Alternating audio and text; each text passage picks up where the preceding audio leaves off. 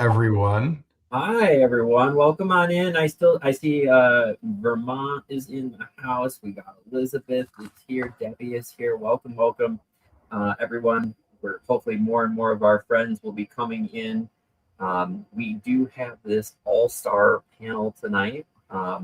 Tonight we are talking about stigma and what to do when it shows up, how to respond online in real life, how we as patients can advocate for ourselves in our doctor's offices, and how to support access to treatment both at local and national levels. So, and not to mention, I think an important thing for people like Mike and I, how we can also be more mindful of the language that we're using on social media platforms to not reinforce stigma with maybe not necessarily realizing what we're doing. So if anyone's a content creator, and then before we go any further, though, and get our panel up here, we need to thank the GLP queen herself, Sabrina, for her amazing platform here on the pen, Weighing What Matters. She gave us her slot this week to have this panel. So everyone in this chat,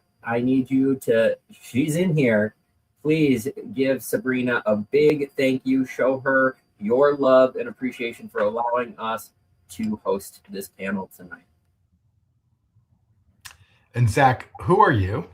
Oh, they don't need to know who I am. No. Hey everyone, I'm Zach Nemec. I'm an obesity care expert, and you can find me on TikTok at lucky_fit. And hi everyone, I'm Mike Donnelly Boylan. I am on all the platforms as Mike on a Mission too, and here, on Substack as well, under the Mission Report. So you can subscribe to me there as well. Well, welcome everyone. As we get started, I'm going to bring our panelists up, and we're going to start having a conversation around obesity stigma, and advocacy, and see where we go from here. So let me start bringing some folks up. How's everyone doing today? Hi, good night. Hey. Hi, Dave. Hi, everyone. We're moving Dave. Accidentally pulling it. A little cameo. We are excited to have each of you here. Mike, why don't you take it away? So this is such a great group, folks, of people who Zach and I have gotten to go to conferences like the Obesity Action Coalition's Your Weight Matters conference, Obesity Week in Atlanta this year. And these are some of the folks that you see on stage all the time talking to providers, practitioners, and researchers. And we thought it might be great to bring them into the social media space to have this conversation with all of us in the room. And so I'm super excited to bring everyone up. Can I ask you to start introducing yourselves, and maybe we can start with Nina, because she's the first person I see in my order? Sure. Hey guys, thanks for having us on a Friday night. This really is a crew that I am delighted to be with. So I'm Dr. Nina Crowley. I'm a registered dietitian and a health psychologist, and I worked in the obesity space in a surgical bariatric program for 18 years before moving to work with Sika, which is a company who makes body composition equipment. So Mike and Zach got to have some fun with me, getting on the body comp equipment, bioimpedance, talking about the differences between DEXA and BIA. And so we've had a lot of fun talking about that. I really appreciate being here. I've been in this space for 20 years or so, and really appreciate the patient voice. I've been on the board of the Obesity Action Coalition for about 6 years now, and that's really a space where I've been able to advance the focus on language and connection and communication and all of that. So it's been great to be welcomed into this additional community with a really large reach, and I'm excited to spend some time with you guys. Renee. Hello, everyone. I'm so excited to be here. Zach, Mike, thank you so much for the invite. And I'm Renee Rogers. I'm a senior scientist at the University of Kansas Medical Center, but I am an exercise physiologist by training. And I've spent the last 20 years of my career specializing in working within obesity care. I am someone myself that has struggled with my body weight. So entering the exercise space I felt like there was a lot missing, a lot that can be fixed, and also realized really early there's a lot we still don't know with this complex disease. And very passionate about helping to advocate for, folks and having good treatment in exercise spaces, bias and stigma free in exercise spaces, and also educating exercise professionals and even clinicians, dietitians across the board about how we talk about exercise and how we help everyone find movement for their bodies that they enjoy. I always like to say person-centered, for them exercise, not method-centered. So I'm so excited to be here tonight. Thank you. Ian. Yeah, thanks, Renee. You're speaking my language there, so that was great. Hi, everyone. Ian Patton. I am the Director of Advocacy and Public Engagement for Obesity Canada. We are a national registered charity organization that focuses on research, education, and advocacy for people living with obesity. I come at this from a couple different angles. So first, I started with the organization as a student and trainee while I was doing my PhD in kinesiology. So also have an exercise physiology background, and have taught in university and school of kinesiology as well. But I'm also someone who lives with obesity. So I am about 11 years post-op for my bariatric surgery. And after my bariatric surgery, I had this kind of aha moment where I realized I was someone who was highly educated in this space. I had some of the world's leading experts as friends and colleagues that I was working with on a regular basis. And I was presenting myself as an expert in this space, presenting my research and those sorts of things. But I still had trouble accessing care. And so I kind of had that aha moment where I was like, if I had trouble and I had all that privilege and all the knowledge and expertise, what about the people who don't have a PhD or don't have, Dr. Arya Sharma as a friend that they can speed dial, like those types of things. So I kind of shifted gears and moved more into the patient advocacy side of things. And so while I still do some research, it's less so in my kinesiology background. Thank you. And Robyn. Hey everyone, I am Dr. Robyn Pashby, and I always like to say that I mostly work with people who have been taught their whole lives that their bodies are wrong, and they have grown to believe that. So I am a clinical health psychologist. I've been working in the obesity medicine space for about 20 years, and I'm also friends with every other person on this panel, and that makes me as an extrovert, that like fills me with joy that you can't even understand. And I've sort of decided that my job now, because I see patients 5 days a week in my practice. I have a group health psychology practice in DC, but my job also is to take all of those stories that have been with me from my patients over the last 20 years and use them for good, and rather than keep them hidden. And so I'm like a vessel of information about what it's like to live with obesity, what it's like to live with internalized weight bias. And I also have personal and family history of weight struggles for as long as I can remember. So I come at this from both a personal and a professional side. Thank you. And finally, Leslie. Hi, everyone. I'm Dr. Leslie Golden. I am an obesity medicine physician, so I specialize in the medical care of adults and children with obesity, living with obesity. I have a private medical practice, Weight and Gold, in Wisconsin, and I'm on the board of the Obesity Medicine Association.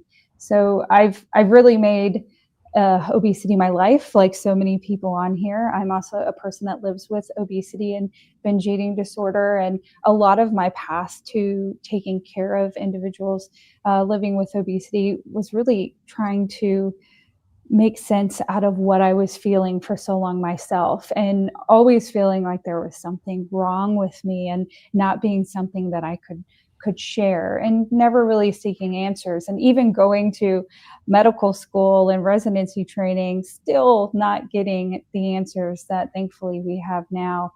So it really has been my joy and my passion to take care of people that, and I always like to say, be the physician that I always needed. And I have along that journey been able to meet so many incredible people on like those on this panel here, where we're all in this mission together. Wonderful. Thank you, all of you, for being here and introducing yourself. And I think we don't want to keep our audience waiting anymore. So let's dive right into it. And Dr. Golden, I'm coming right to you with the first question. You've been on TikTok for a while. Where do you see obesity bias showing up, most often, and, both online and in everyday life? It may be that I'm tuned to it, but I see it everywhere and in so many ways. And I used to hope that when we would have better tools, when we would have better treatments, we would see less of it. But we almost see more of it in a different way in terms of why don't you just try harder? Why do you need medicines? A lot of assumptions about how people choose to care for themselves, and a lot of bias and stigma about if something worked for this person, why doesn't it work for everyone else? And unfortunately, a lot of promises too that this is a one-time fix, which scares me in a whole nother way, because a lot of people, I'm starting to hear this whole other narrative of, well, you're on the shot, why are you struggling with your weight now? Totally just missing that this is a chronic disease.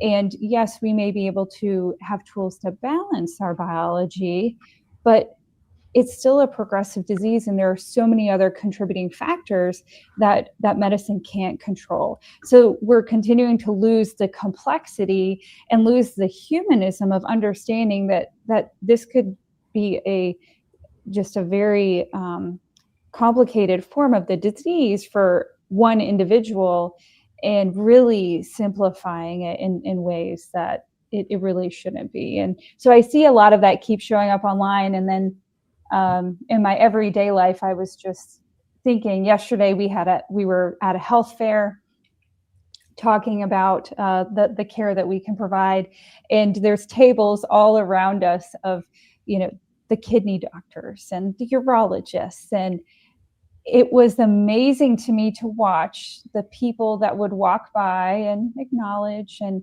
when people would walk by our table, we would get this, I don't need you guys. I don't have a weight problem. I'm sure you're very helpful for those people. No one else walked by the cardiology table and was like, oh, I don't need you. And it was such a very simple, incredible reminder of the bias and stigma that continues to follow this disease that doesn't follow so many others. And before others want to jump in and answer the same question, I don't know if you've been seeing this now too, but like as someone who fights the disease of obesity and goes through it myself, I now find that I have to almost say to someone that I struggle. It's like coming out about having obesity, because currently I have it well managed, but in conversations with people and it comes up, they're like, well, you don't struggle with your weight. You look amazing right now, which thank you, but that's still stigma attached to that. So it's so true. In the size of our body, is not what the disease is, and I think that's what so many people continue to miss. But I'll let others on the panel jump in, because they can reply to that just as well. I was just going to add, the way you said that, Zach, that you don't look like, and that is what I think really boils down in this disease state of that others you can't see, right? So you don't see if someone has a urology problem, hopefully. You can't see a cardiology issue. And so this feels like you can see the problem, and that gives people the, the opportunity to say anything like that. And in my time in the bariatric clinic, I felt really strongly about calling everybody out all the time when they would use words that I didn't like. And, you know, the longer I was there, the more I felt confident to do that. But even the compliments of "you look good," that's a big one. And so I don't know if we want to talk about that at all. The "you look so good" comments were always so tricky because patients would often voice they wanted to hear that and they liked hearing that. And they thought it was weird that I was saying that that should not be something we say.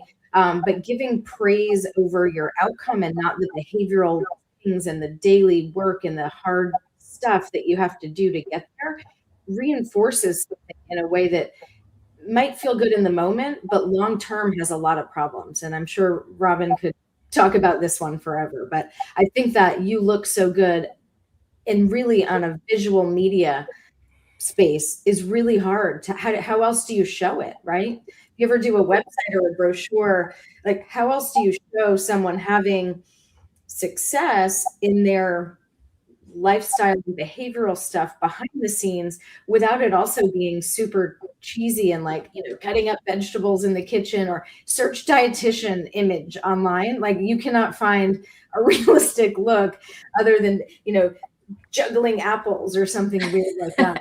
The images are tough.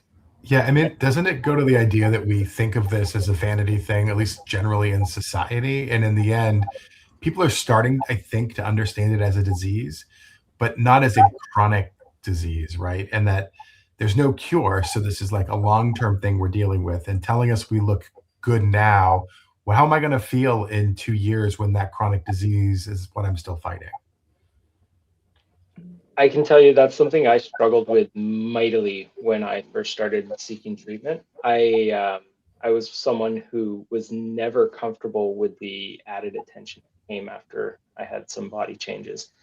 It made me really uncomfortable to think that people would treat me differently post bariatric surgery, or those sorts of things. That really, really hit home with me, and the struggle I had with it was I felt like I was the same guy. Like I felt like I was worthy beforehand. I was smart. I was funny. I had a life. I was social, and it made me feel really awkward that all of a sudden people started paying more attention to me, or people started reaching out to me in different ways, or communicating with me a little bit different, or saying things like that. "Oh, you look good." Well, that doesn't tell the whole story. And I could look good according to some people, but I could be really struggling with other things, and my health might not be so great. So visually, it doesn't tell the whole story, and I really had a hard time with that.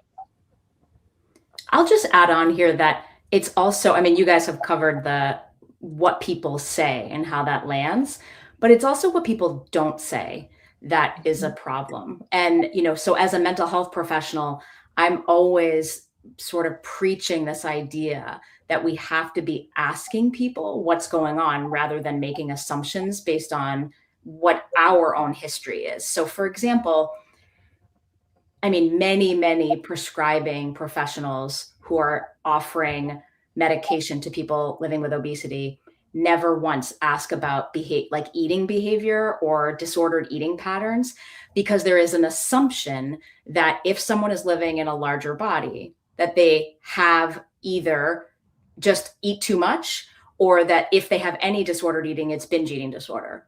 They never ask about the restrictive eating disorders, about the compensatory behaviors people might have engaged in, all these other things. So again, like so many assumptions based on appearance, and that shows up in what people say, and also in what people don't say or don't think to ask, because their assumptions are filling in the gaps. So Dr. Pashby, let me ask you this as a follow-up. For those of us who are living with the disease of obesity, we have our own blind spots, right? What do you think that we're missing sometimes when we think we're doing well? What are those things that we're missing? So the whole idea of doing well, right? I think usually for most of my clients anyway, what that translates to is losing weight. And it doesn't translate to feeling healthy, feeling strong and active, having good labs, engaging in a social life that is fulfilling and rewarding, getting good rest and good sleep, managing our stress. It really equates to like, I had a good week almost always, if I see a patient week over week, means I lost weight. That's it. That's all it means. I mean, they could have lost their job and been in constant fights with their spouse, but if they lost weight, they had a good week. And I think that is, if that's how you see the world, then that is a blind spot to pay attention to. And I mean, having lived with numbers on the scale myself my whole life and having sat with patients, I get the intensity of that feedback. But sometimes I'm actually encouraging people to step away from the scale so that they can actually evaluate, how do I feel, right? I mean, I don't want people to feel like, oh, I have to tolerate these side effects to get that outcome, or I deserve to punish myself through exercise so that I can get to that goal. Like, that's not the point. Anyone want to add to that? Yeah, I'll just say quickly, because I'm sure we'll hit on a little bit of this, but I think, as we talk about it from the eating side, the same thing happens from the exercise side. So many assumptions of, well, based upon the way you look, you can or can't do something. And it can go in all directions, right? It's, well, until you lose some, then we'll do. Or, you know what? It's not right for you to start yet. And I've heard so many people say things to me over time. I'm a triathlete. What do you mean I can't? Right? Versus on the other side of things saying, if you're not doing this, then you're not doing enough, right? It has to look like this, your exercise. It has to feel like this. It's very method based. You're not doing progressive, intense exercise. You're not doing these things. So therefore you're not. And the reality is that's not true at all. We're all here on a journey, and everyone's journey is individual. So we see it in the exercise side. We see it across the whole spectrum. And even in just the context of how we talk about behavior change, it pops up. Like, if you set that goal and stick to it, why aren't you sticking to it? And why isn't it working? It's such a shallow level, right? Goals are a tool like anything else. It's not really tapping into the human. Okay, I can't let it go. Renee, thank you for talking about behavior change. My friends here are laughing at me because this is like my thing. The only thing people talk about when they talk about mental health in obesity care is behavior change. And I think that is really slippery code language for teach people how to eat better and move more. Right? It's like just a semantics way of saying the same outdated message. And I just want to say, for any behavioral health professionals who might be listening, that is not our only job. That is not our job in working with patients living with obesity.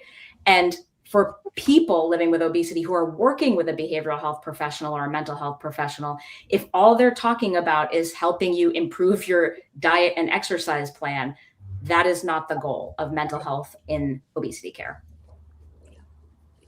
I would say too, as we're talking about goals and what people say they want, I think one of the things we miss is when we do focus solely on weight, and that, even just in all the language and terms, which I think we will get to talk about, is calling them weight loss drugs, calling it, weight loss surgery. We got away from that a long time ago and calling it, metabolic surgery. And when you set a goal that is to lose weight and then you get there, what do you do then? Because we know that long-term status quo type of goals are not exciting enough to keep us moving towards that. So I always sort of give people the example in the exercise realm, like athletes continue to set goals and meet them day after day, year after year, right? In fitness. And so if we can find ways for people to reframe their own goals around that, I think that would really help. But it is so hard to get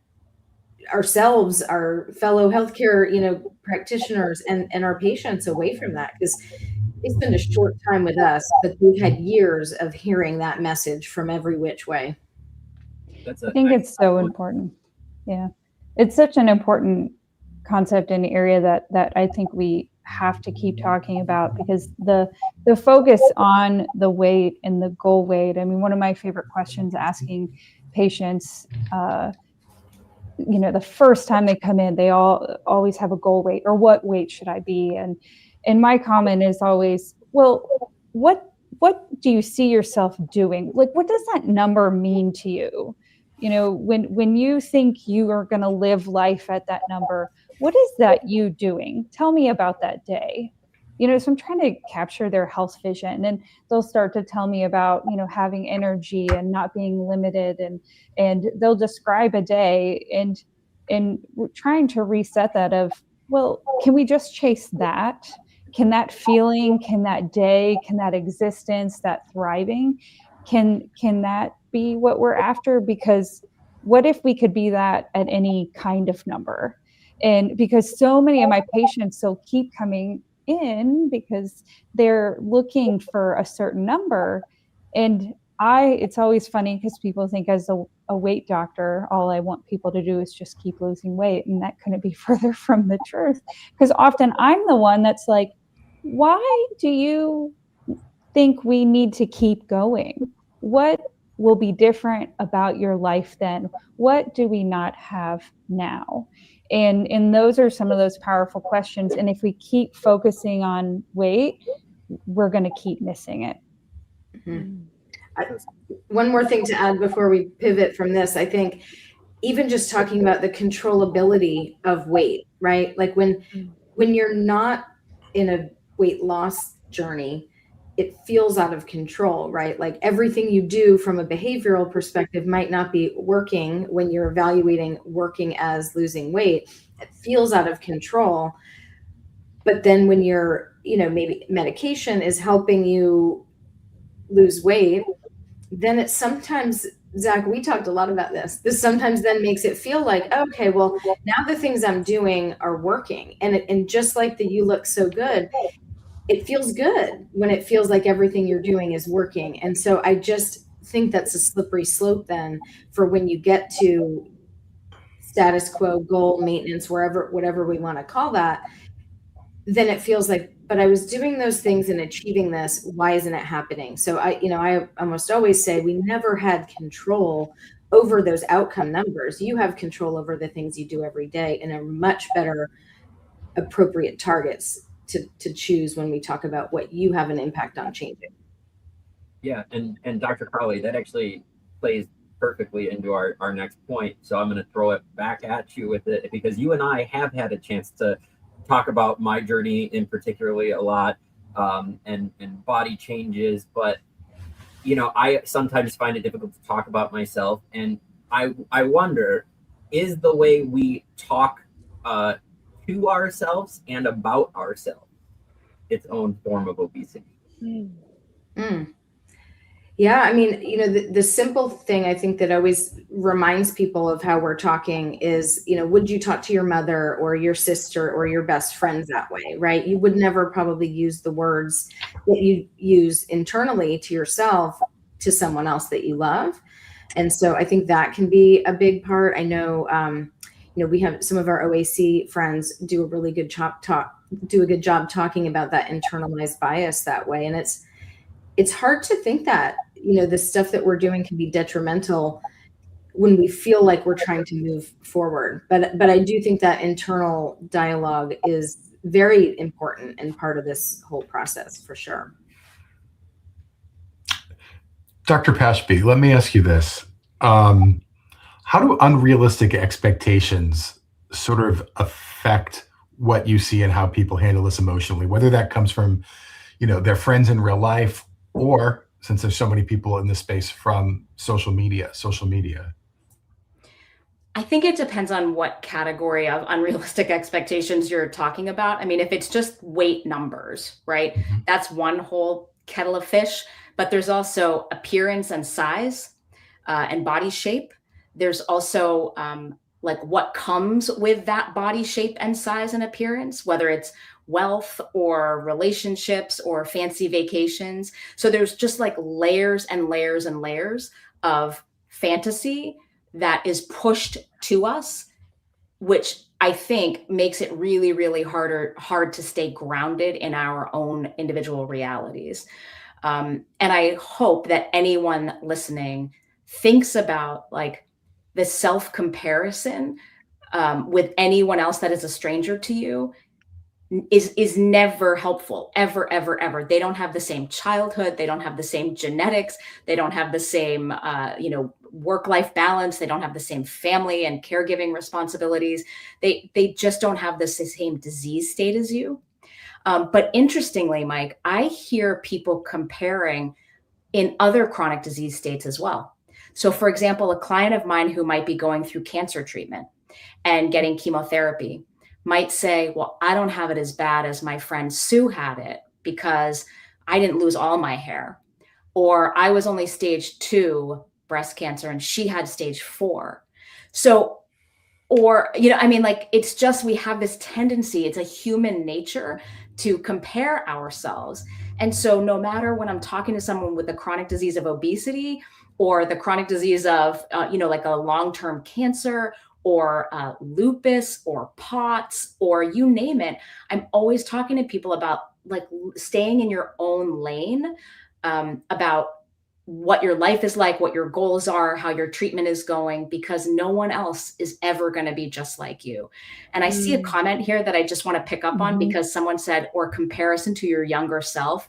Yes, Susan, because especially around weight, right? As we age and our metabolism changes, our lifestyle changes, our responsibilities change. We have to do all this like real adulting stuff that gets in the way of managing weight in the same way that we did. And so I would hope that people think about, again, what's my path right now where I am in my life? So one of the things that shows up on TikTok, especially all the time, and it's not with the people who live in that space, it's the people who happen into lives who are just starting the medication. They might be 3 months in and say, I'm only down 22 pounds. Oh, I see that all the time. Like that's a real issue that people are dealing with. And how do we combat that sort of stigma? I spend so much time doing math on these lives to give people a sense of what's rational and reasonable. Leslie, do you want to chime in? I have a quip that I often encourage people to say, but right. I find that working with patients on the internalized weight bias, stigma, expectations, it is a constant part of treatment, and it's so important because I'll have patients that if we're gonna, it's always bringing forward the weight, right? That 2 pounds, though some patients will lose 10 to 20 pounds in a short time period. And for so many, it never seems to be enough. And working towards that, I always like to say, what would have been enough? What amount would you have been pleased with? What would have success looked like to you? And a lot of them kind of sit back and they're like, I don't know, all of it. All of it. And then we work back from that. And sometimes I'll show them the trials and what we expect. But to be honest, it's an emotional situation. I find if I start giving people numbers, it's not about data. It's not about science at that time. I need to emotionally connect with them and understand and have an open conversation with them to understand how they're defining success. And then we can work back to what might be fair, and really trying to end that interaction with, I need you to be fair with yourself. I need you to be kind with yourself, and we'll keep working together, and we'll figure out what success looks like for you. And it's going to change over time, and that's okay. So Robyn, Leslie, one of the like little things I might say to someone on social media, for example, when I only have a few seconds to talk to them, when they say, I've only lost X amount of weight, I say, remember how tricky our brains are, because our brains look for the problems. And you would never say, I only gained 22 pounds this month, or this, whatever. And once you sort of flip that a little bit, the only becomes absurd. When people see the weight change going in the other direction, they realize how impactful it would be, right? If someone says to me, I only lost 4 pounds this week, I will literally say, tell me how you would feel if you had gained 4 pounds this week, because you would not be saying only. right? It would feel like a catastrophe in your life. Wow. So what is happening cognitively and emotionally that is having you judge that in such a different way, when all we're really talking about is adipose tissue, Yeah. right? Mm-hmm. Right. You know, and one thing I'll add, and I'll share with everyone, I've been going through I'll say a tough exercise. Mike and most of my colleagues on here know about this, but I'm developing a training certificate for exercise professionals around obesity care. And a big part of it is talking about how much weight loss do you achieve for educational purposes, right? Doing different methods of things. And lately, we've really stepped back and pulled away from that. I've had to go through this exercise myself, even in educating others, and say, on average, this happens. But, you know, as researchers, we see things and we look at an average, and then we've got these big variability bars around the data, meaning that there are people that don't get that middle number, they do a lot less, or there are people that do a lot better. And when you look at all the people that are out there, we have to remind ourselves, and I think it's really important we continue to emphasize, this is a heterogeneous chronic disease, meaning everybody's different. Everybody's responses to treatment are different. That's why we have amazing people like Leslie out there and Robyn and this whole team that work every day just to think about how we meet each individual where they are. So the idea that your number is going to be the same each day, each week, each month, and you're going to look like somebody else is really a tough thing and not a realistic thing in the first place. And our, let's face it, the diet culture, the industry culture, comparison pictures and trajectories and even wearables and data points, right? Some of that's not suiting us. When we see a AI line drawn that says this is where you should be, or what do you want that weight to be, these things are getting emphasized a lot. So reminding ourselves it's okay to turn off those features. All those things aren't always the best thing for us, for our health and well-being. We also always try to say to stop shoulding all over yourself, right? Because the shoulds are so tricky. And it's sort of funny because in the conversations I have with people interpreting their body composition data, I feel so much better about looking at a variety of numbers that look at your, you know, your body fat, your adipose tissue around your organs, your muscle mass, and, you know, a variety of numbers. So there's not just one to look at. But inevitably, people want to say, well, where should I be? What is the average? So I go back and forth all the time between do we talk about ranges and averages, because I don't know that we always have the ability to understand or, you know, deal with those numbers. But then if you don't have a number, is it meaningless to have that kind of data? So it's like, with every conversation, I think I toggle back and forth with that, because those numbers can be problematic if we're just solely focusing on the outcome, whatever the outcome is, right? And so, was that a church word? I don't think so. I don't think I violated the criteria. You're good. And before I jump to the next question, which is going to go to Dr. Rogers, I am breaking schedule real quick and throwing Mike off. But Dr. Pashby, there is a comment that came in the questions, and I pinned it because I wanted to throw it your way real quick. It was, with the disease of obesity and percentages on the rise, is bullying in the school system as bad as it was back in the 60s and 70s? And I know you do a lot of work with OAC as well, and I just wanted a quick bite on that real quick. Thank you for that question. Unfortunately, I don't have great news to report on that front. Weight-based bullying is still the #1 most common bullying topic among young kids. It starts as young as the age of 3, when kids start showing a preference for thinner bodies in dolls and on TV shows and in books. And so unfortunately, that is still very, very prominent.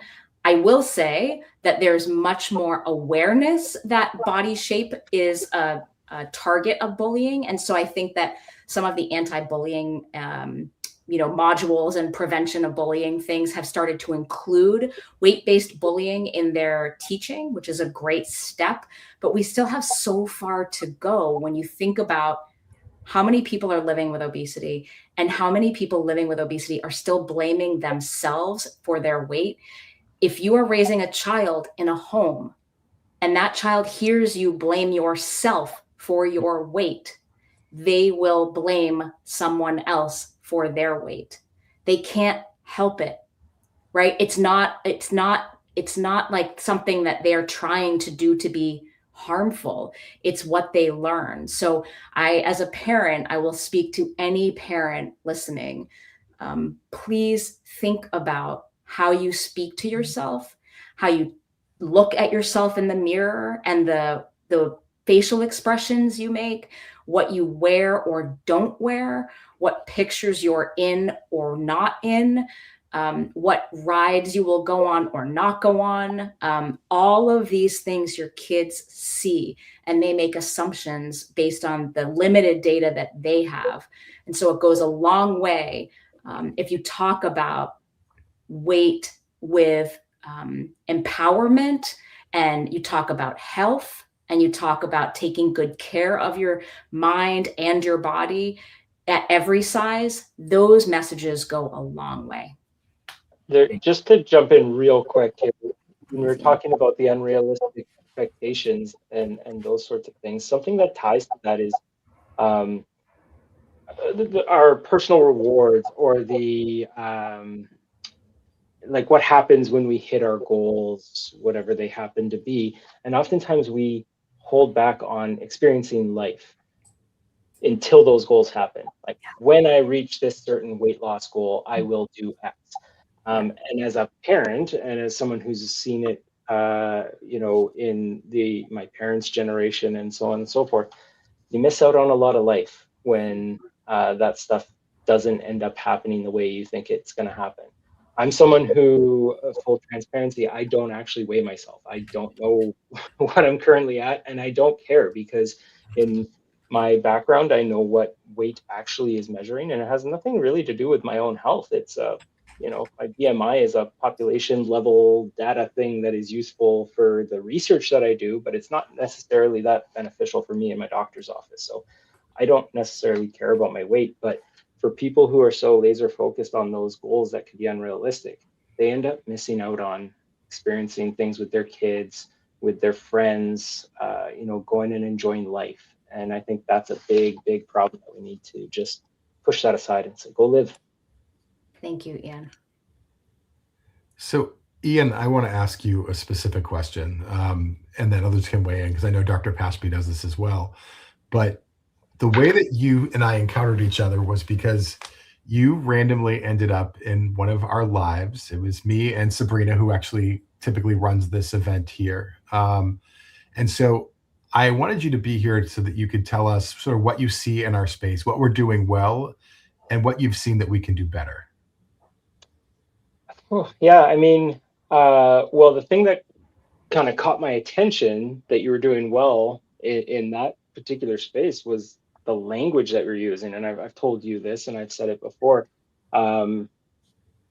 talking about obesity as a chronic disease, the very deliberate person first language, being careful about what you were saying, was a little bit jarring for me, coming from, like, it wasn't the usual people that I see that from.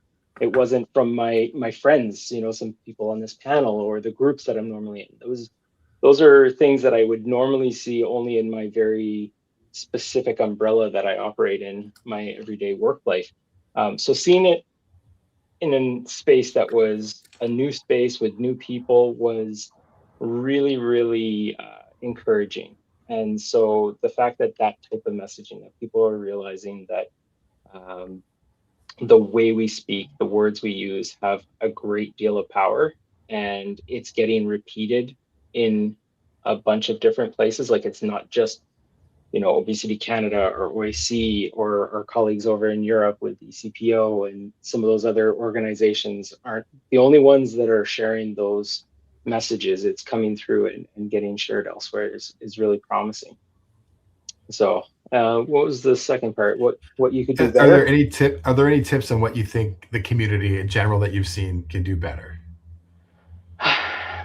I think with any of the online communities that I've experienced or kind of even just been a viewer in, it usually comes back to the thing that I get hung up on is the hyper focus on weight. And it's so, I mean, we've talked a lot about that already, and it's so hard to get away from because it's such an easy thing to measure. Like we can step on a scale and we get a number, and we, can maybe think that relates to certain outcomes and stuff like that. So it's real simple to use, but it always comes back to weight. And it's kind of one of those things that just gives me a bit of a pause, going like, I wish we could just drop it. Like, let's forget about weight. It means nothing. Like, I think I would say that it causes more harm than good when we're focusing on weight so much. And so if there is anything that I would suggest as far as those spaces, would just be start moving away from talking about weight. And when other people do it, just, redirect the conversation. It was mentioned before, like if people are talking about weight goals, what does that mean? Like in their real life, what does that mean for them? Does that mean that they're going to be able to live longer and happier, more productive lives? Are they going to have some more function and mobility? Are they going to be able to play with their kids and live more fulfilling lives? That's what's important. That's what we as people who are undergoing treatment or living with obesity should be focusing on, because really the weight doesn't measure those things, and that's what we're chasing. So that's my thoughts. Can I give you guys some major props too, Zach and Mike? Because as mostly a lurker, mostly a lurker. It's not even going to be about how you look. As mostly a lurker on social media things, TikTok and things, I'm trying, but I love that both of you talk so openly about mental health. Yes. You have promoted it, you have put it forward, you openly talk about it, and every single time you do that, you help someone. I promise you, you do. I'm struck by how many people in 2026 think mental health is something to be ashamed of or chuckle at, or the idea that I'm a therapist or a psychologist. They'll say things like, oh, are you analyzing me? These sorts of things. And it's 2026, right? I mean, how many celebrities and athletes and professional musicians and other and social media creators do we need to say mental health is part of our physical health? It's part of our overall well-being. And so way to go, you guys, because I'm so appreciative every time I see that, like out in front. I'll add on that too.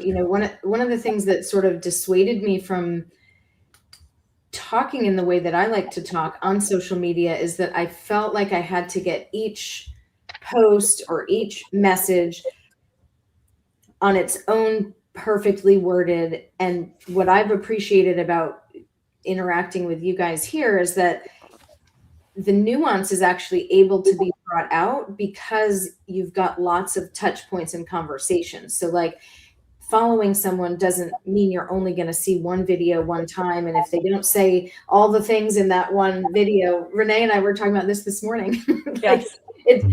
We would make a video and it would be 15 minutes and no one would watch it because we'd have to tackle all the nuances in every part. But I think being able to sort of be vulnerable and show the progression and show when just sort of that you don't have to get it right all the time. You can mess up with language. You can get it wrong. We're evolving. I cringe at stuff I would have said 10 and 15 years ago, but we're open, vulnerable, and curious enough to say now that we know better, we're doing better. And I think that really comes out in your messaging and in your channels. So I think that's what you're doing really well. And I think it's true for a lot of good creators on TikTok. There's also dark sides to TikTok, and I'll be clear about that.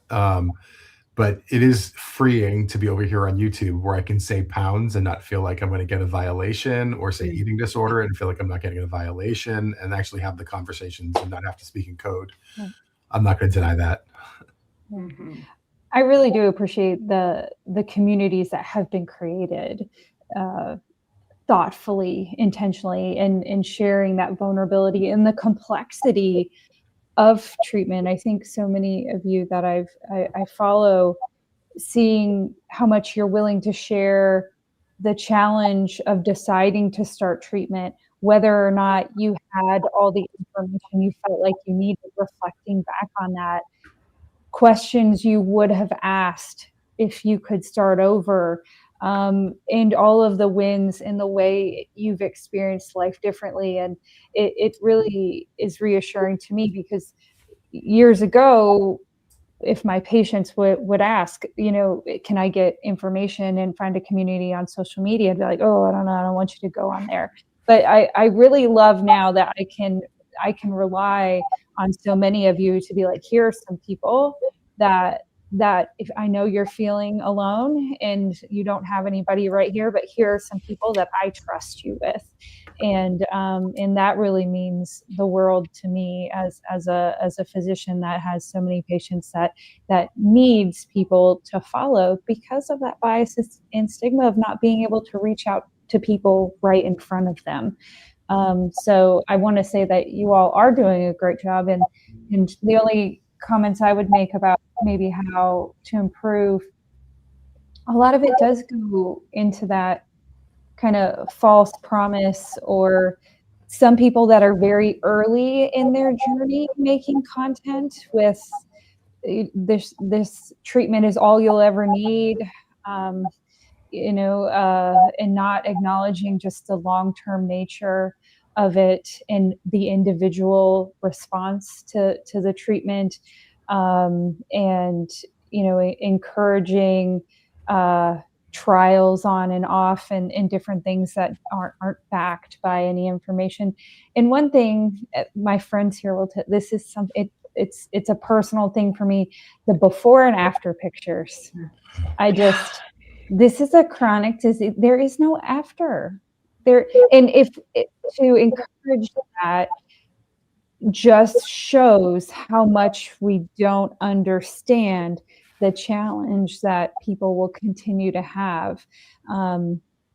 If we continue to look at, here's my before, here's my after, it just encourages that false idea that I treated it, it's done, I'm never going to have to worry about it again. And that's just unrealistic expectation in and of itself. We're setting people up for emotional distress when they learn that the journey continues, the treatment continues. And I know it's hard and it's disappointing to so many of us, but we have to be honest with people and share that this is a lifelong condition, and there's no after treatment and then I don't have to worry about my condition anymore. I've often wanted people to write during and during, yeah, instead of before and after, right? Because that's just what it is. That's and Leslie, the only thing I want to add to what Leslie said is I also cringe over the pictures of people doing the work, right? Like, I'm showing you that I'm doing the work, and like, this is how hard you need to be working, especially when it comes to exercise, even well intended, right? Where exercise is an amazing thing that we all, I'm not going to say should, can benefit from participating in a way that works for us. But it's like, yeah, I'm lifting now. This is how it looks. And it sends a message that if you're not looking like this, even if that's not the end goal, even in the progress phase, right, what you should be looking like can be a problem. Yeah, Jay has a comment in here. I'm going to pin it up because this is what was going through my mind as well. Where'd it go, Jay? That the issue I run into with this is that human nature, the way that people get to my lives is because they see a picture in front of them that is me before. I don't say after, right? But they come to me and that's how they tell me they have the box in the fridge that sat there for 3 weeks. And that's like, if I say that happens at least 2 to 3 times if I'm on live for an hour, I have 2 or 3 people that pop in because that picture's up there. And that sort of sense of human nature needing that in order to get the message that, in fact, it's difficult, right? But to get the message that it's a chronic disease, you have to sort of sometimes be lured into it in a way. Yeah, and to build on that, Mike, it reinforces like our responsibility as people putting content out there to really drive that message out to our fellow patient and help to spread the education that's needed, that it is a chronic illness and it's not all about chasing just one particular goal. And on that note, I need to shift the conversation a little bit to keep us on track for our time here. And to no surprise to probably a lot of people in the comments, I'm going to talk about exercise. So Dr. Rogers, I'm coming to you. Right. I know I had a little bit of a fear, a bit of being judged at the gym, I think, when I started, but I ripped that Band-Aid off and just went. It's something that I often talk about in my lives, is that just go and do the exercise, no one's watching you type of thing. Find something that you like. But when it comes to exercise and movement, where does stigma sneak in, even if other people are well-intentioned? Yeah, I think the example that I even just gave, I think, is one thing. Like, I see it all the time, especially in social media spaces, is from physicians or exercise professionals saying, like, this is the way to do it. This is what it looks like, right? And I think for so many people, that hesitation for being in a gym space isn't because, I'll say this, it can be the gym space itself. And finding the space and finding the people that are going to support you is an ongoing thing that I'm working hard on. I know others, are really passionate about, but it can be a place where weight bias and stigma show up, and unfortunate, and there's many layers to that we can talk about. But it's not just the space, right? It's how we feel about how we look when we're moving, and how we perceive we should look when we're moving. There's layers of, do I understand the way the movement feels? Am I doing it right? Do I look like the other people in the gym? Am I wearing the same clothes? All those things are real from both the inside and the outside. And it's unfortunate that our spaces aren't more welcoming. And I understand, I have so many patients that we work with that have said these things, that I don't feel like I belong, even after losing substantial weight and having lots of success. So I understand that there's a lot of layers there. Unfortunately, again, when we see images of people that are depicted in certain ways when it comes to exercise, or even pictures of trainers, you realize that one of my most horrible experiences at a conference was having someone stand up and say to me, why should I listen to you and talk about obesity when you can't manage your own body weight and you're an exercise physiologist? Right. So, I know you're right on the same page with me, right? So you hear things like this. So this idea that exercise looks like something and people that exercise look a certain way. And Mike knows this. I've had a conversation with some of my other good colleagues on the panel, is even the term lifestyle, when it comes to exercise, depicts a message that unless you are doing it a certain way, or you're doing the right exercise program, then your lifestyle isn't correct. And I think many of you know Sarah LeBrock, have heard her name before too. She and I had a wonderful conversation about this, where she was like, lifestyle does not just mean the way I exercise and the way I eat. My life is made up of so much more. And I think when we talk about exercise, we frame it as this method that if you're not doing it, if you're not shouldn't it, right? You're not doing it, then your lifestyle is wrong. And that really sends just a negative message. But at the end of the day, we should be designing in a way that helps you feel and function your best every day. If that's taking a walk, let's go. If you're ready for the gym, let's go. It's about you. It's your, this space. So I think it's something I'm very sensitive to. And I also find, unfortunately, a lot of what I see online is we're going to celebrate the things that are working and its successes. And it's important to celebrate success and be proud of it. But it's not, we should be talking about, hey, I tried this and this did not work for my body. So I shifted to this and I found that it did. And here, it would be amazing to hear about all the different ways that people move that aren't just go start resistance training because you're taking a GLP-1. That would be a great message to listen to.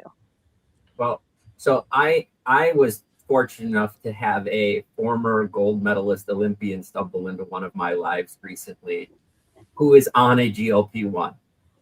And she was sharing with me and others in the live about how the trainers used to have code words for the fat athletes and what that meant, and learning about what they were saying and how it would make her train more hours than the other people just so she could feel like and that like the cycle that and you don't normally think about that with someone who is an Olympic athlete, I guess, in that space. And so that leads me to my next question for you, Dr. Rogers, which is, what is a healthier way for us to actually talk about movement and effort and behavior change that actually supports people, not stigmatize them?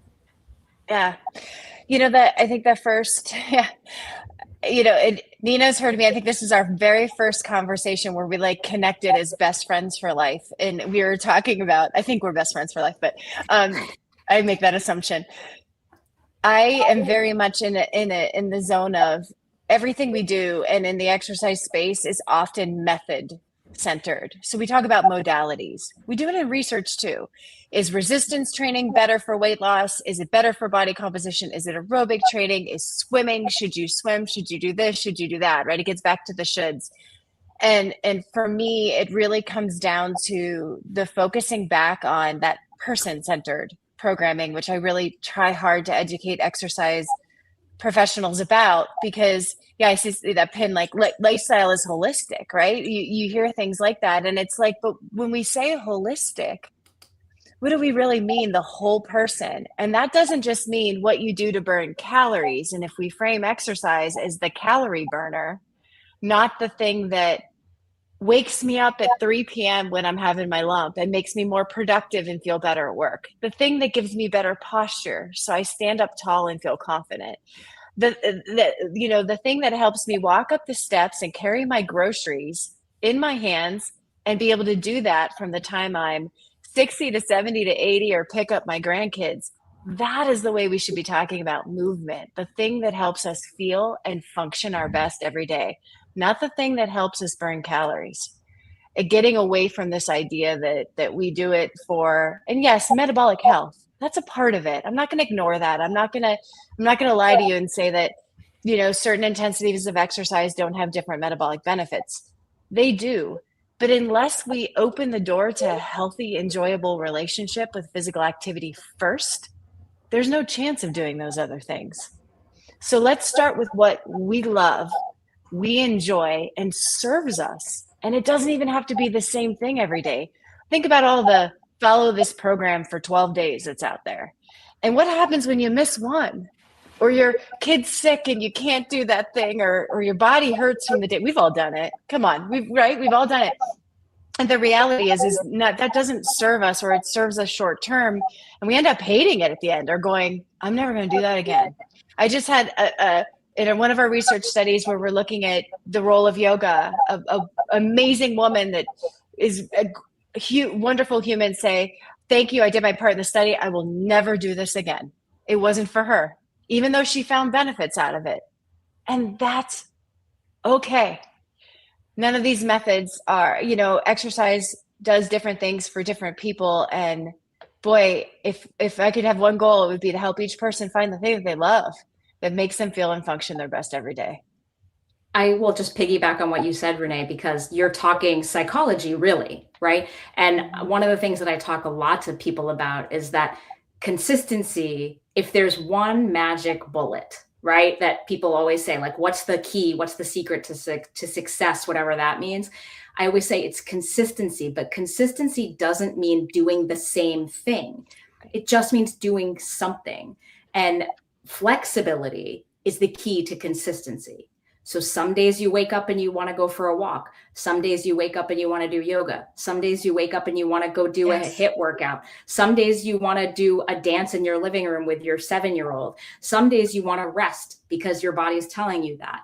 Some days you want to just do cat-cow pose on the floor because your lower back is achy. That was literally what I just said to you was basically my week this week. So those are flexible ways of engaging with movement. And that's true with nutrition. That's true with how you manage your mental health. And if we can separate for people that have lived with obesity and tried to lose weight 1,001 times, exercise becomes connected to weight loss. And if we can separate exercise from weight loss and talk about exercise for all the amazing benefits, anxiety management, stress reduction, pain relief, depression management, mood improvement when you're talking relating with your family, work productivity, cognitive improvements. That doesn't even touch on all the physical and cognitive, cardiometabolic impacts. But if we can start framing exercise like that, then people are so much more engaged. And I know it's just to piggyback off that, Robyn, I was going to say, it's a big first important step is tuning into what your body needs. And that really hits on what Robyn's saying. When your body says, I need a rest day, listen to it, because the next day you're going to feel better to be able to do those things. And we don't frame it that way. We don't give ourselves that grace to say it's a recovery time. We feel like if we're not doing the thing that is prescribed or designated, then we're not making progress. But the reality is your body, the progress your body wants is for you to listen to it. You're serving your body. And that's ultimately what exercise is for. It's to serve you, not you feel like the one that needs to serve the exercise program. It's designed for you.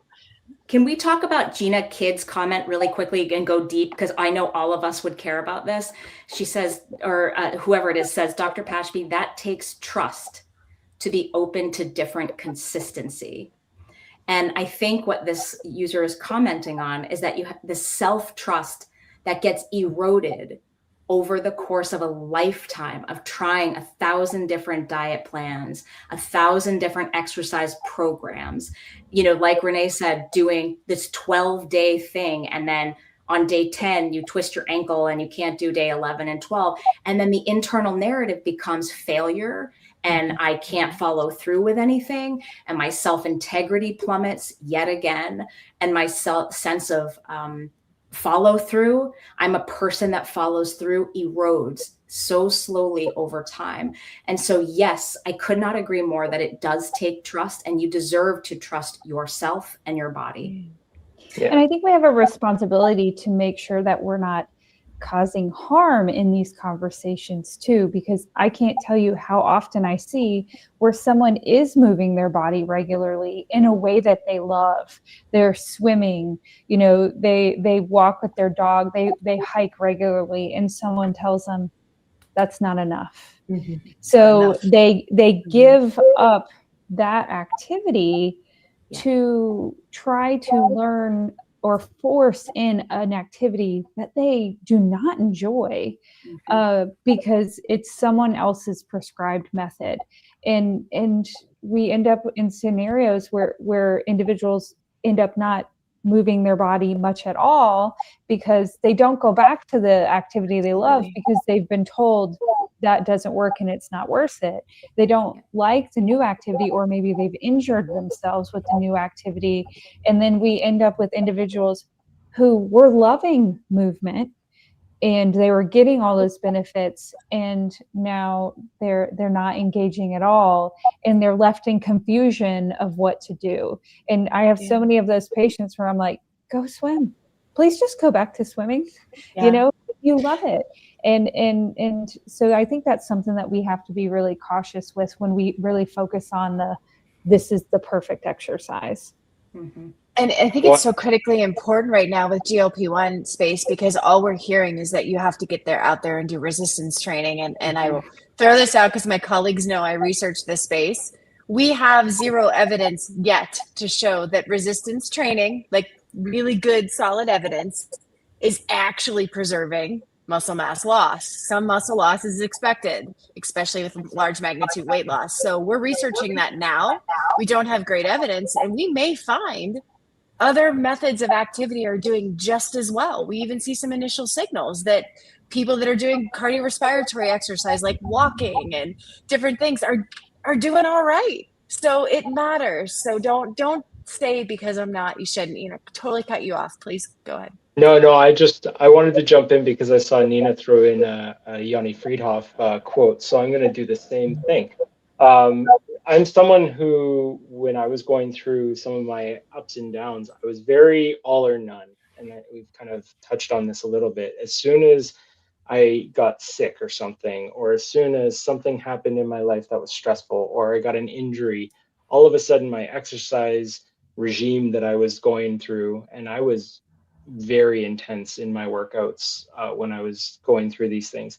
That would stop, but then my food would follow, my sleep would follow. Like I'd have a whole all or none experience, and I'd fall off the wagon, and then that would last a really long time. And Dr. Yanni Friedhoff had another quote that really hit home with me, and I heard him speak about it at a conference one time, and he said, just let me get the words right here. It was something along the lines of, we have to reframe this conversation to talk about you want to eat as healthy as you happily can do so, and move your body as much as you happily can do so. And that reframing, and then he went on and explained a little bit about it. And if we're talking about exercise, the whole point about it was you have to enjoy it, or it should be something that you enjoy. You don't have to do what everyone else tells you have to do. You don't have to become a marathon runner. You don't have to go to a gym and lift heavy things. If that's something you like and enjoy, and you can do it for a long term, or even for a period of time, then switch to something else, great, that's awesome, enjoy it, love it, do it. But it's not the only thing that you can do. There's hundreds and hundreds of other things that you could do to enjoy activity and move your body a little bit more than you did yesterday. And that's really all it's such a small reframing of it, but it can be really powerful.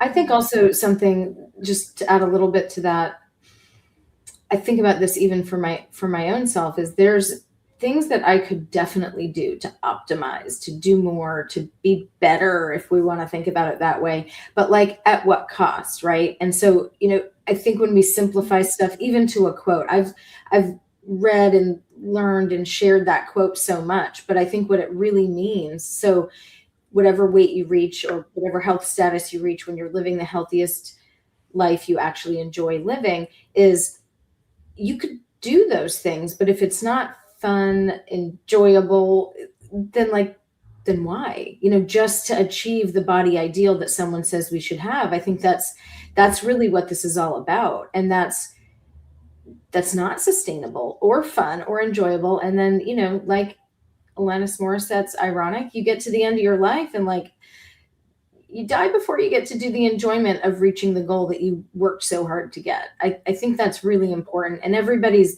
version of that is going to look so different that we can't even begin to sort of prescribe or talk to anyone about that other than. And I'll just add, I want people to ask themselves, why do they not love movement? What is it that they have pain? Is it that the thing that they're doing is something that they were taught to do? How many comments over here did we see about what my mom taught me, right? In that previous part of the conversation. So is it something that your gym teacher told you should do, or your, sibling or your parent? Is it that the self-talk that's going on in your head while you're moving is that you should be stronger, you should be faster? Why are you going so slow? What does your body look like in those clothes? That doesn't fit you right. You already ate, blah, blah, blah this morning, so this isn't worth it.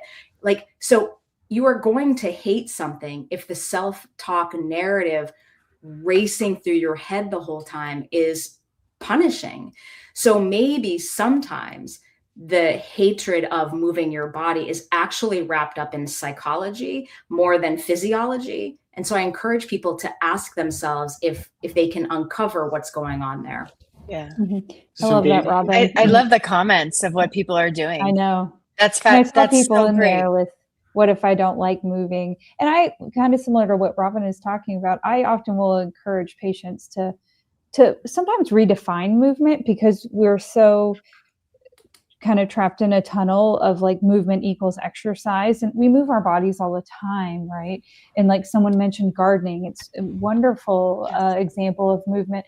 I like to ask my patients, go back to when you were a child, as young as you can.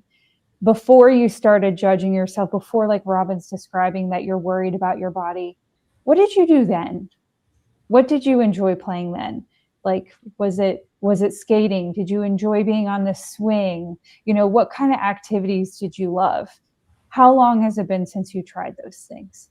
Why don't you go out and shoot a basketball in the basketball net? Find one, and experiment and play again. Find fun again, and see if you like moving your body in that way. Because I think we've just made movement this terrible experience, and it doesn't have to be. Shame showing up in the comments. Mm-hmm.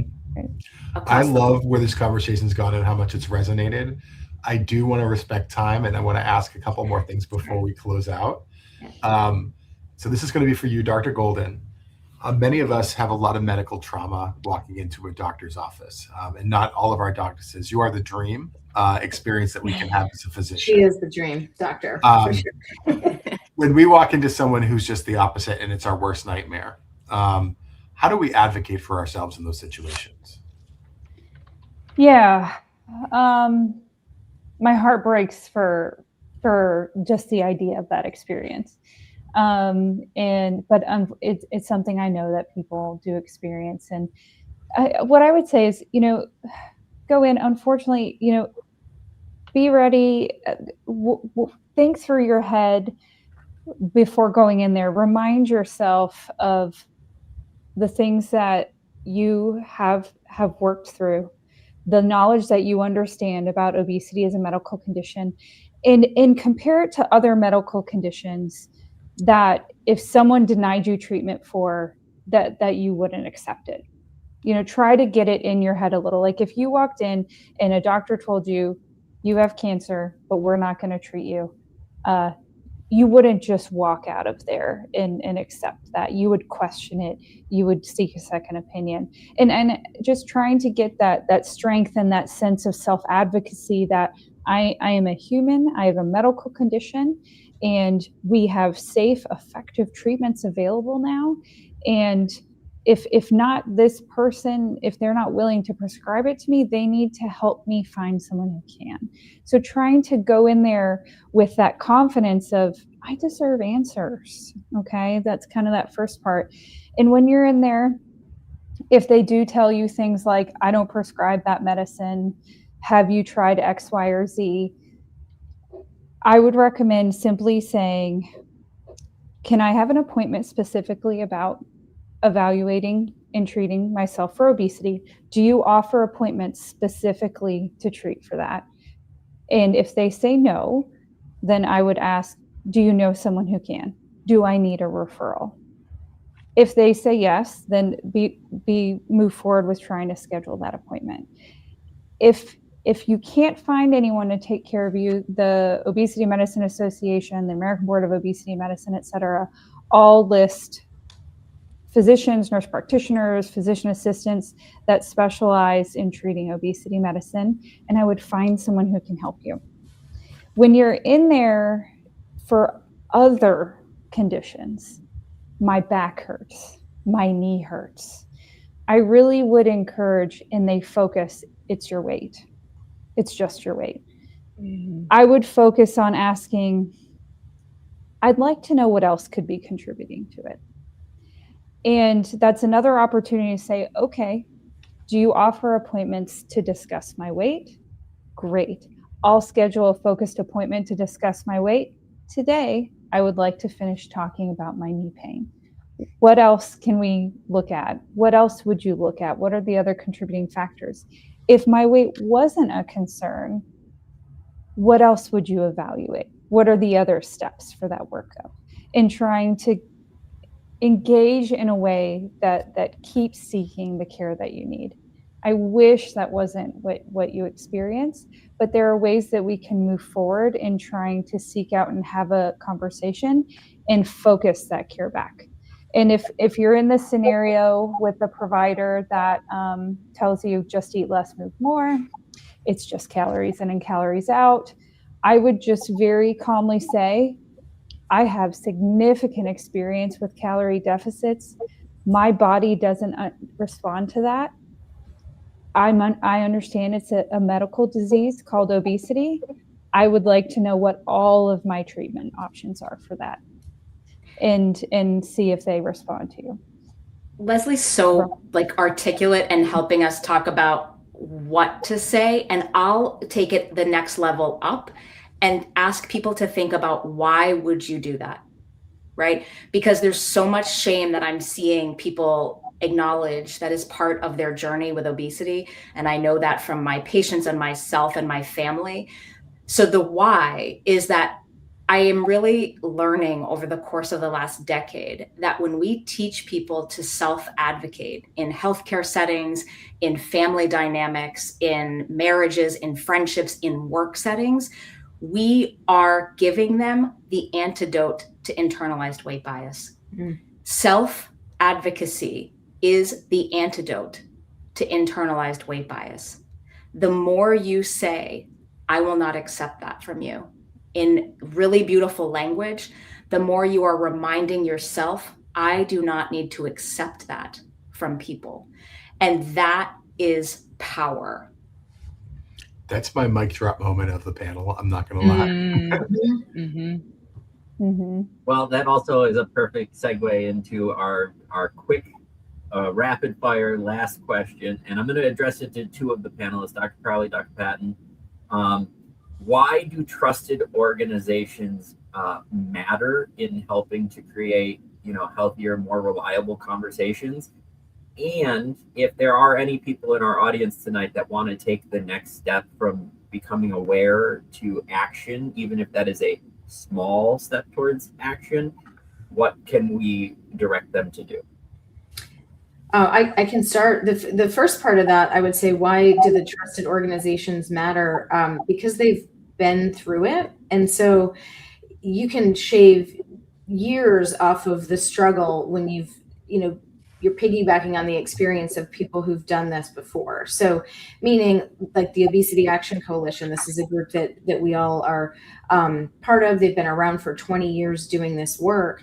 Long before this new class of medications has been around, but they've done the work working with people in this chronic disease of obesity for so long that they know the people. They've made relationships. You know how many times I went to the Hill talking about the Treat and Reduce Obesity Act since 2013? It's so boring and annoying after a while, but it finally is at the place where it's not, and it actually is hitting at the right cultural zeitgeist, and finally we're seeing some movement there. And so I think relying on sort of standing on the shoulder of giants, right? What have people done before us that we can go through, and the support of it all. So my background being in the surgical weight loss or the metabolic bariatric surgery world, with support group, that was a critical part of what we did pre-social media. I loved the in-person support groups, but we only had them once a month, and I feel like they could have happened every day. And I think that's what social media is now providing, is daily support for people, but with a focus on, how can we do better for serving the people, for the chronic disease of obesity. This is the space we need to be, working together and seeing what other people have done and kind of, moving that forward together. And before you speak, Dr. Patton, I just want to point out that obviously was me, because everyone knows I'm a broken record about TROA. So just if you see it down the bottom, that's how you advocate. Dr. Patton. Yeah, so I mean, having the trusted organizations is really important in this space, I think, particularly because of how much garbage information is out there. We've all been bombarded with it for the entirety of our journey, where you don't know where, what's real and what's true. We've all been hit with, the scams and the supplements and the quick fix diets and all that sort of stuff. And so having the trusted organizations, like someone said, it's bypassing a bunch of that stuff and going straight to the source of where the good information is, and that can be really helpful. And I think it can really have a big impact on people when they become empowered and informed through these organizations, and I've seen it through Obesity Canada and through our friends at Obesity Action Coalition, where those are the people that end up creating change. And so through, advocating through TROA in the US and talking to people about that and raising that conversation. Here in Canada, I do some policy work. I'm talking to politicians. We're trying to create change here. What we need is a grassroots army of people speaking up and letting all of these elected officials and the government agencies and stuff like that know that this is an issue that they need to address. And if they're not hearing it from everyone, if they just hear it from me coming and knocking on their door, that doesn't have the same oomph, the same power. So if there's more people doing it from all these different spaces, that can really, really have a big impact and speed up the change that we're looking for. I'm going to do a quick pitch for the Obesity Action Coalition's Your Weight Matters conference in July. I think it's the 23rd through the 26th in Orlando. They actually help train us on advocacy, and I think Zach and I both feel it was transformative to go last year. And Zach and I are also, if you're going down and you want to come in a day early, we're going to have a small GLP-1 meetup over at Disney, very informal. You can find out more information in our link tree. Where can people find you all on social media? That's the question we had. I think our handles are in the white underneath our names, in the little white blurb, blob. But also, Google searches will pull all of us up in too many forms and fashions. So I'm sorry. My 10-year-old daughter said, "Mom, I Googled you the other day. Ew, cringe." So I'm sorry. And I think LinkedIn is a place where we get to have some deeper, conversations that I think we do need more patient voice in. I would love to see that. So I know we're working on being more present in this space, but I know for me, LinkedIn's a place where I've become pretty comfortable having those conversations. So, and I talk with these folks regularly there. Yeah. Zach, any final thoughts as we head out? No, I just I want to encourage people to, if they're getting that itch for advocacy, that OAC is definitely a great place to start. I know my own mindset on advocacy is continuing to morph just based on where I'm at in my, journey of obesity management, and including, now that we're taking steps towards getting more access at an affordable price, we need to really be raising our voices about wraparound care, mental health, nutrition, and addressing skin post weight loss, because that plays into mental health. So I will be continuing to lean into that side of advocacy as we continue to chip away at the access, getting people all the different tools, not just medications, but including surgery options, and really expanding on that. I will say I'm going to take a few minute break to feed the dogs, but I will be going live on TikTok afterwards this evening if anyone wants to come over as well and talk about moments that they enjoyed about the panel tonight, thoughts if you want us to do this again, or just give us general feedback. We'd love to hear from you. Mike may pop up if he's available as well, but probably at the top of the hour I'll be live over there. And I just want to also shout out Obesity Canada for our Canadian friends. I've been super impressed by the resources that I see over there. You guys are clearly leading. Their resources are the best. I just want to shout you all out. And their conference is coming up in Montreal as well. So thank you all for everything. Is there any final closing thoughts that you want to give before we close out the panel, folks? I had one final thought on advocacy. Just, I know what brings a lot of people to advocacy is when they lack access to care. And so if that's your situation and that's prompting you to want to, gain access, that's a great time to get started. But then once you have access, it's also a really important time to give back and share your voice and experience. So if you've crossed the hurdle, just like I said, let's see what you've learned that you can help share, because we need your voices too. I think that's such a fantastic note to end on here. So thank you all. Thank you all for your time. And with that, I'm going to close out and all have a great evening. Thank you guys for doing this. Thanks, everyone. Bye, everyone. Good night, everyone.